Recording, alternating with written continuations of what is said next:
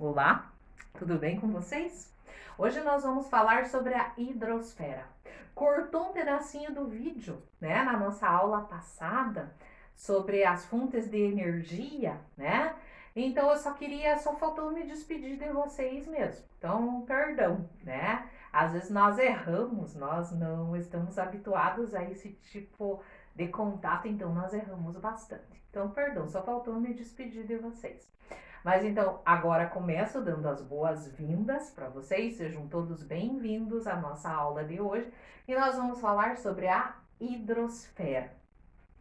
Hidrosfera é a camada de água que envolve o nosso planeta, né? Então tem a hidrosfera, camada de água que envolve o nosso planeta.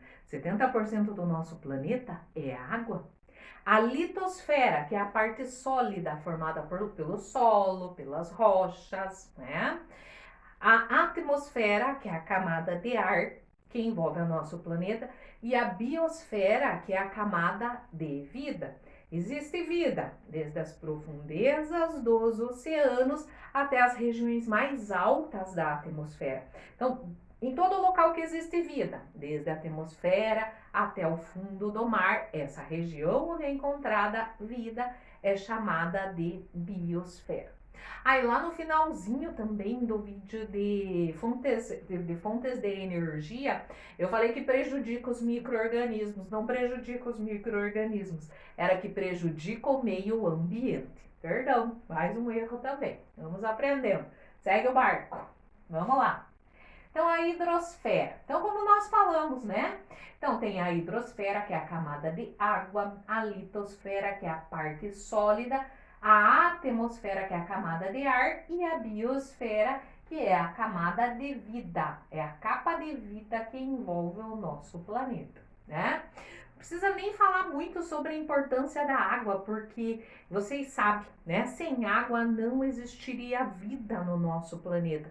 70% do nosso corpo é água. Todos os seres vivos dependem da água para a sua sobrevivência. A vida surgiu na água do mar, né? Então a água é essencial para o desenvolvimento da vida no nosso planeta.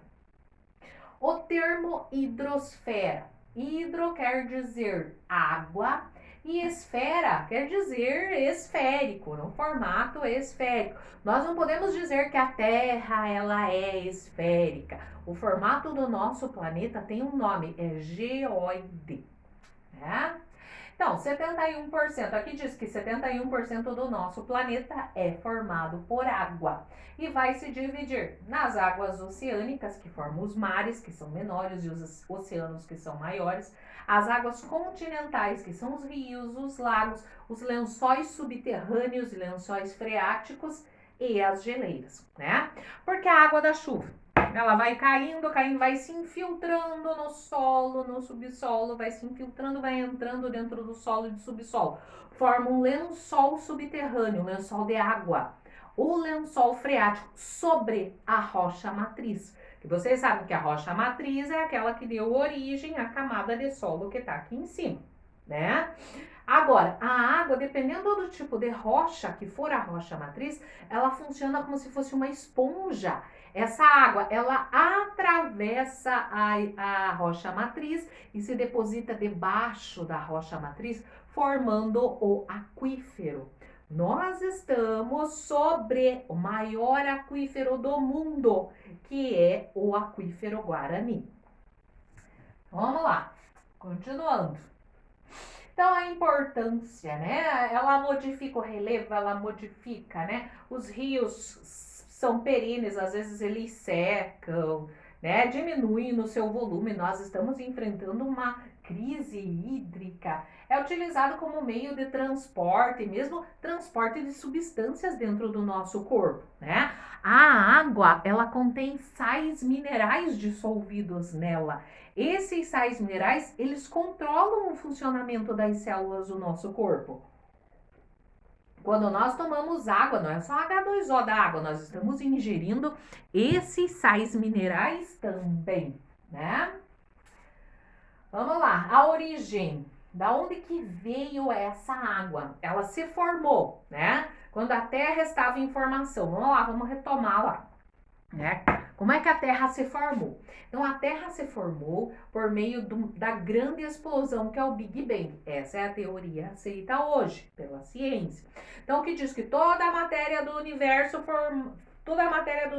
começou a contrair, né? Ia contraindo, espremendo, contraindo, foi aumentando muito a pressão, aumentando a temperatura, aumentando a pressão, aumentando a temperatura, aumentando a pressão, aumentando a temperatura e tudo isso explodiu. A essa explosão dá-se o nome de Big Bang. Dessa explosão não sobrou nenhum pedacinho de rocha, sobrou só poeira cósmica.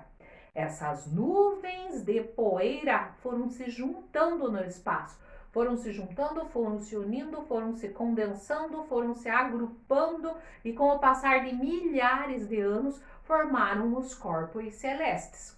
O nosso planeta, o planeta Terra, a princípio, era uma bola incandescente, né? Formado por rochas derretidas. A temperatura era muito alta. Ainda não existia água no estado líquido.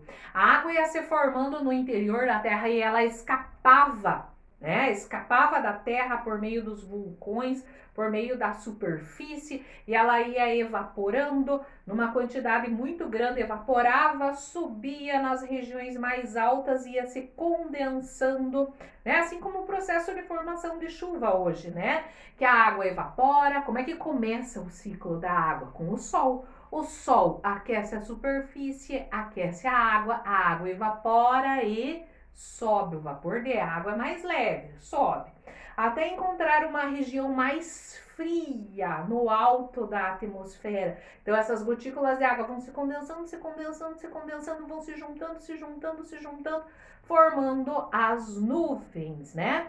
E quando essas gotas ficam muito pesadas para ficar lá em cima, elas são atraídas pela força da gravidade da Terra e caem em forma de chuva.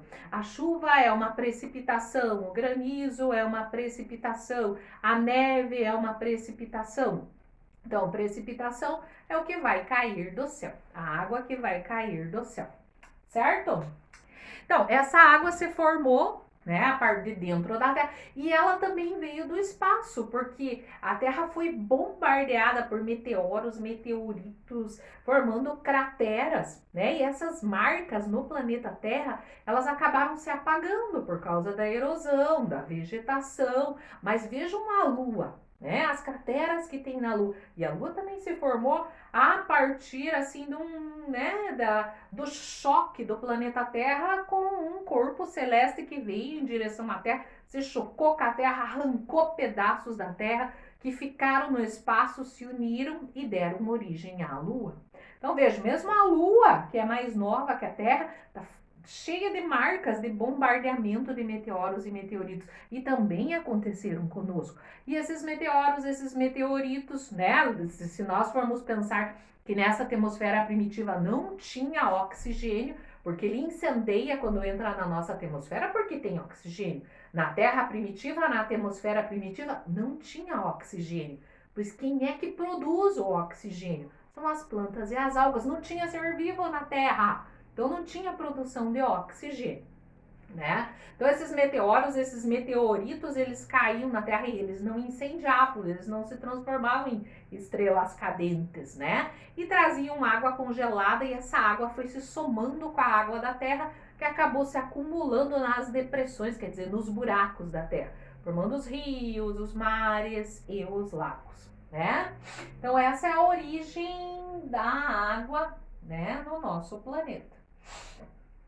O ciclo da água, acabamos de falar, né? Começa com a luz do sol, que bate sobre a superfície da Terra, produz a evaporação dessa água, que sobe até a atmosfera nos locais mais altos, se condensam e formam as nuvens. Quando a gota de água fica muito pesada para ficar lá na nuvem, é atraída pela força da gravidade e cai sob forma de chuva. né? Então a água vai escorrer sobre a superfície do planeta na forma de rios, né? Até chegar no mar, porque o mar é a região mais baixa que tem. Todos os rios eles vão correr e vão desaguar no mar. O destino da água do continente é o mar. Quer seja pela superfície, olha como o mar está na região mais baixa. Quer seja pela superfície, formando os rios, quer seja debaixo da água. Olha aqui, ó, o movimento da água também em direção do mar pelos lençóis freáticos. Então aqui é tudo que nós falamos, a água evapora, né, principalmente do oceano, que é a maior concentração de água, forma as nuvens, se precipita, se infiltra e volta para a água do mar novamente. Aqui está falando da distribuição da água no nosso planeta. Vejam que aqui diz que 94% ou mais, né, da água do planeta vai formar os oceanos e os mares. 4% da água disponível do nosso planeta está no subsolo, ou sob forma de lençol freático ou sob forma de aquífero. 2% dessa água ocupa as geleiras, né, e as calotas polares, Polo Norte, Polo Sul, e as geleiras nas cordilheiras, né, nos conjuntos de montanhas. Olha a porcentagem de 0,02% da água vai formar lagos, rios, pântanos, a água presente no solo, nas nuvens e nos seres vivos, porque todo ser vivo é formado por água. E olha só a porcentagem de água disponível para consumo: 0,007. Dá para desperdiçar água? De jeito nenhum. Então, o Brasil possui um território privilegiado, né? E mesmo assim, veja a crise hídrica que nós estamos passando, né? Então, aqui, fala, né? Então, aqui, os recursos hídricos, nesse mais clarinho. Aqui é encontrado na superfície, o do meio, e o mais escuro é a população que existe que utiliza essa água. Veja na região norte, olha a quantidade de água por causa do rio Amazonas, né? Água na superfície, olha, rio Amazonas. Mas também tem uma quantidade imensa de água que fica debaixo do solo e também na atmosfera. E aqui a população, 7% da população. No centro-oeste, recursos hídricos, 15,7% por causa do Pantanal. E nós vemos os incêndios, as queimadas, como estão maltratando essa região. E aqui, olha, na superfície, porque forma o pântano, né? E a população é 0,4% a população do Brasil. Na região sul, onde nós estamos, olha os nossos recursos hídricos, 6,5%, né? E aqui também, olha na superfície, 6,8%. E olha aqui a população, 15% da população do Brasil encontra-se na região sul. Mas olha que é pior ainda na região sudeste. Veja aqui, ó, na sudeste. Na sudeste, 6% dos recursos hídricos do Brasil, do país, estão lá na região sudeste.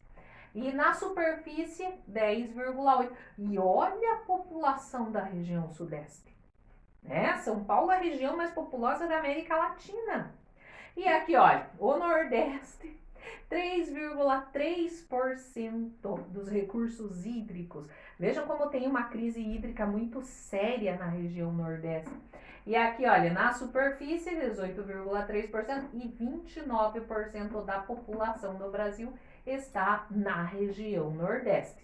Então vejam que a água ela não tem assim em grande quantidade para ser disponibilizada, muito menos desperdiçada. Né? As águas oceânicas, os oceanos, né? Então aqui é o Oceano Atlântico que está, né, rodeando o nosso país. Se nós formos ver aqui no mapa, né? Então veja aqui o Oceano Atlântico, o maior deles é o Oceano Pacífico. Veja que a gente vê aqui um pedacinho aqui do Oceano Pacífico e é um globo. Você tem que lembrar que é o formato do globo, né? Então aqui e aqui vão se unir, né? Aqui e aqui é o Oceano Pacífico, né? Então, o Pacífico e o Índico, que é o menor deles, né? São massas imensas de água salgada. Aliás, a gente fala de água salgada, mas na verdade não é água salgada, é porque a substância encontrada em maior quantidade na água do mar é o cloreto de sódio, é o sal de cozinha, mas na verdade existe uma quantidade imensa de sais minerais misturados com a água do mar. E como é que a água do mar tem tantos sais minerais? Pois não é a água do rio, né? Não é a água do subsolo que chega até a água do mar, né?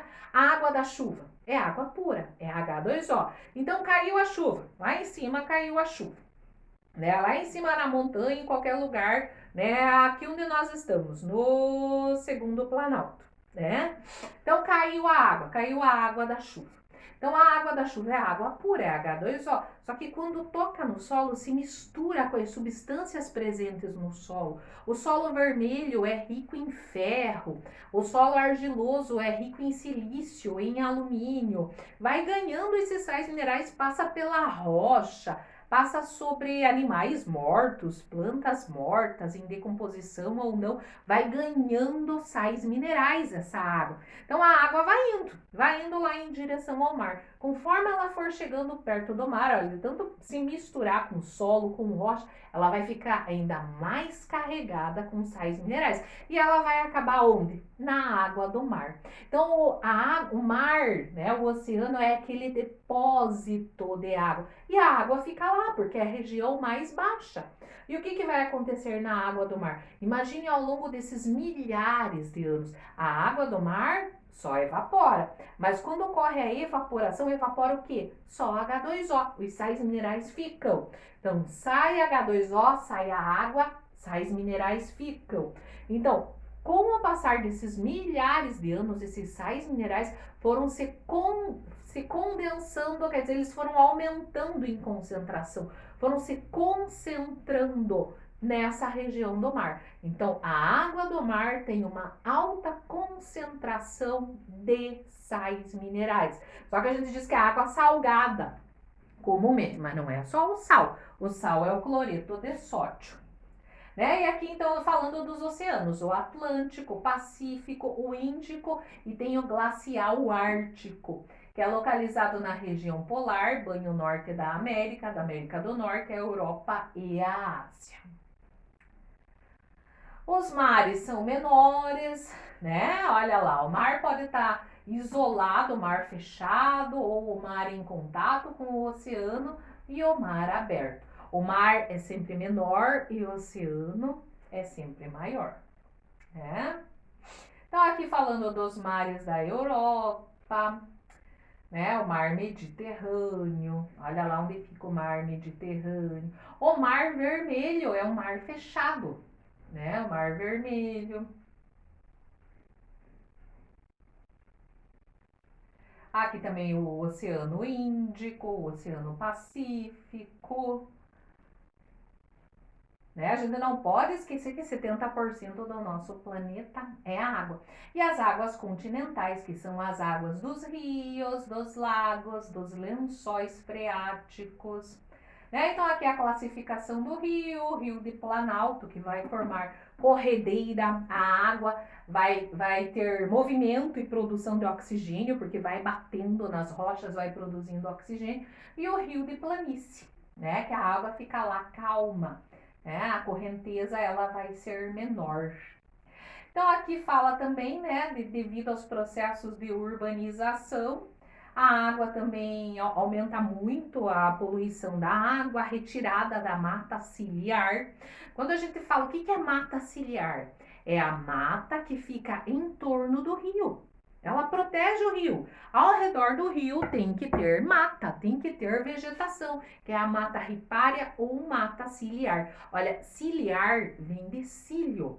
Qual a função dos nossos cílios? Porque nós temos os cílios, né? Os cílios funcionam como se fosse uma cortina. Eles impedem a entrada de micro-organismos e de poeira dentro dos nossos olhos.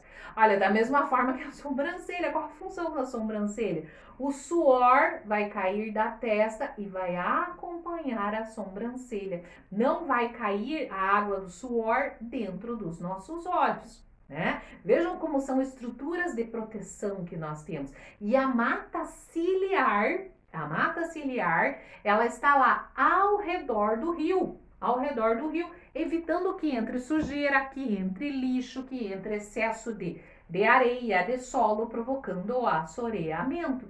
Então, a mata ciliar tem que permanecer para que o rio sobreviva, né? Como é que nós vamos ficar no futuro se nós não tivermos nascentes? Nascentes, olho d'água, vertente. Se o rio não nasce, como é que nós vamos ter o... Se não protegermos a nascente, como é que o rio vai se formar? Né? Nós vamos ter uma crise hídrica no futuro, guerras por causa da quantidade de água. Né? Já fala-se muito nisso. Infelizmente a gente sabe que aos poucos aí, né, a poluição, a degradação, acabam com a mata ciliar, as queimadas, a falta do tratamento do esgoto, tudo isso vai provocando a degradação da água. Então, a substância mais preciosa que nós temos no planeta não é o ouro, não é o petróleo, não é o dinheiro, não é nada disso. A substância mais valiosa que nós temos no nosso planeta é a água. A água é a substância mais valiosa que nós temos. Né? Então aqui falando, né, que daí a raiz das plantas na mata ciliar, as plantas impedem que o lixo, né, que ocorra assoreamento na água do rio, matando a água do rio. Tudo aquilo que nós falamos, né? Então aqui, olha, aqui tem a ilustração. Numa região onde tem mata ciliar, a vegetação impede que o lixo seja levado para a água do rio. E aqui esse lixo foi trazido como? Porque aqui não tem, olha, a margem do rio desmatada, não tem mata ciliar. Então vai provocar erosão, né? E essa água, esse solo vai se depositando, promovendo o assoreamento, e o lixo também acaba sendo depositado no fundo do rio. Então, a bacia hidrográfica é o conjunto de todas as áreas banhadas ou drenadas por um grande rio e seus afluentes e subafluentes. Então, a bacia hidrográfica é o maior rio que estiver lá naquela região, né? Então, a área entre duas bacias hidrográficas é chamada de divisor de águas. E essa barreira geralmente vai ser uma montanha, né? Então, aqui falando do relevo, né, nas regiões mais altas, a água vai descer e vai ficando depositada nas regiões mais baixas, região de vale, né? E aqui a água, quando ela vai caindo, olha que a bacia hidrográfica é isso aqui, ó, né? Então toda a água vai descendo nessa vertente, olha, uma vertente em formato de V, vai descendo e vai formando um rio maior, né?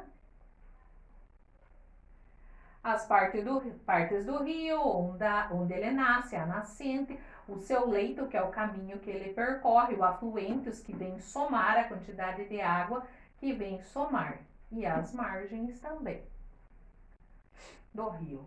Opa. Dos lagos, que podem ser naturais ou então lagos artificiais, onde é produzida energia elétrica. As águas subterrâneas, né? Como nós falamos lá. Então a chuva, a água vai sendo absorvida pelo solo, vai formando o lençol freático, né? Então vai descendo formando o lençol freático, e aqui tem a rocha matriz. Só que dependendo da rocha, ela pode ser porosa. A água atravessa e vai formar o aquífero. Bom, aqui já falamos também na cidade, né? O consumo da água. Um lago subterrâneo, vejam lá. Aqui tá falando do rio Amazonas. Olha, o rio Amazonas dentro da floresta amazônica. E olha aqui o aquífero, a quantidade de água debaixo do Amazonas, né? E o aquífero que nós falamos, né? Na região do Amazonas é o aquífero Alter do Chão, né? E aqui na nossa região nós estamos, olha o tamanho do aquífero Guarani. Aqui está o aquífero Guarani, né? Então, grande parte dele está sobre o Brasil, né? Uma partezinha sobre o Paraguai, sobre a Argentina e sobre o Uruguai, mas a maior parte dele está debaixo dos nossos pés. O aquífero Guarani, o maior aquífero do mundo. Ai, e hoje terminamos. Então, falando sobre hidrosfera, é a camada de água que envolve o nosso planeta. Fiquem todos bem, se cuidem, não saiam de casa sem a máscara, por favor, se protejam, protejam as pessoas que vocês amam. Tudo isso vai passar, tudo isso vai voltar ao normal. O importante é ficar vivos. Um beijão, um abraço grande para vocês. Até a nossa próxima aula.